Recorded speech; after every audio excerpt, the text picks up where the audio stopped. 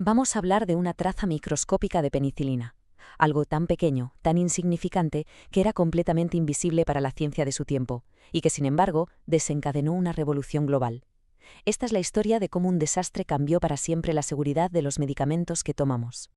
Todo arranca con este número, 0,03 partes por millón. A ver, para que nos hagamos una idea de lo que significa. Es como si cogiéramos una sola gota de tinta y la echáramos en un camión cisterna gigante, de esos llenos de agua. Casi nada, ¿verdad?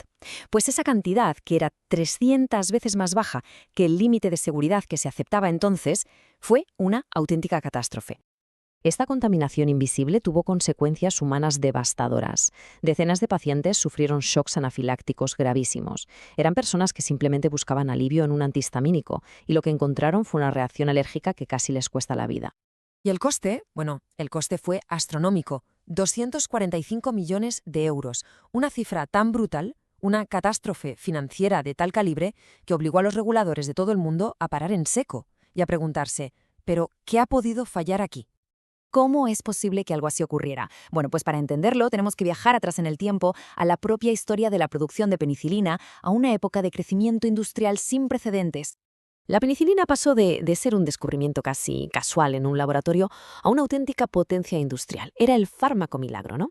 Pero en esa carrera por producir más y más rápido, se normalizó una práctica que, hoy lo sabemos, era increíblemente peligrosa: usar los mismos reactores, los mismos equipos, para fabricar medicamentos completamente diferentes.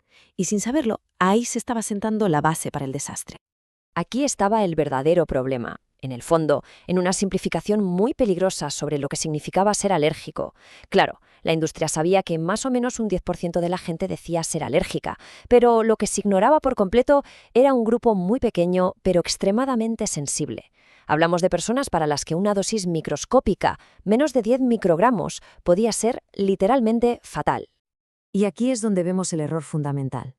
Fijaos, los límites de seguridad de la época estaban pensados para evitar un envenenamiento, una intoxicación. Protegían contra el veneno, sí, pero ignoraban por completo la bomba de relojería que es la alergenicidad. Era como desactivar una bomba, pero dejar la mecha encendida. Venga, pues vamos a meternos de lleno en el caso de 1992, el incidente que lo cambió todo, el catalizador de una transformación a escala mundial.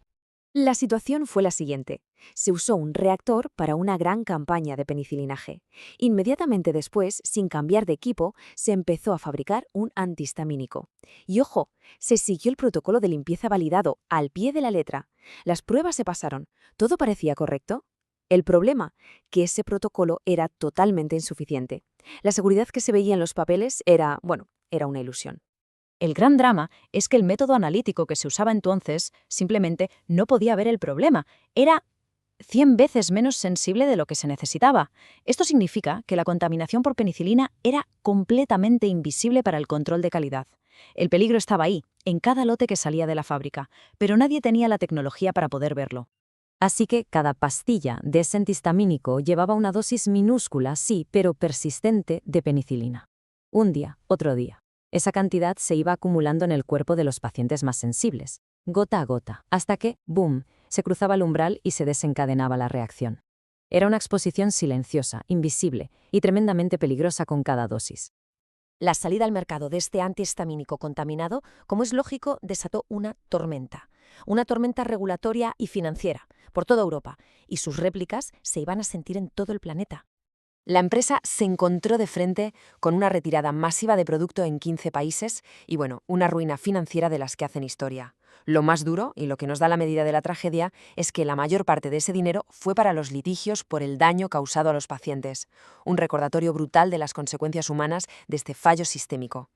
La reacción no se hizo esperar. Los organismos reguladores de todo el mundo actuaron con una rapidez pasmosa. Se reescribieron las normas desde cero para fabricar este tipo de fármacos. El desastre, simple y llanamente, forzó un cambio radical en todo el sistema.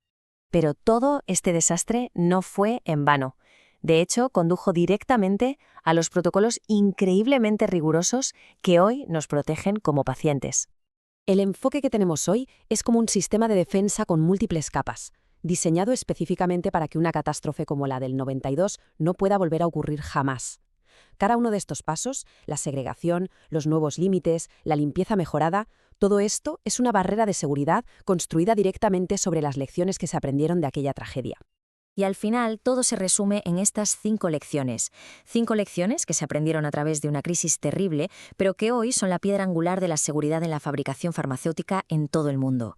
Es fundamental recordar esta historia porque nos demuestra algo muy importante, que los estándares de seguridad que hoy damos por sentados son el legado directo de quienes sufrieron las consecuencias en el pasado. Es una lección escrita con mucho dolor.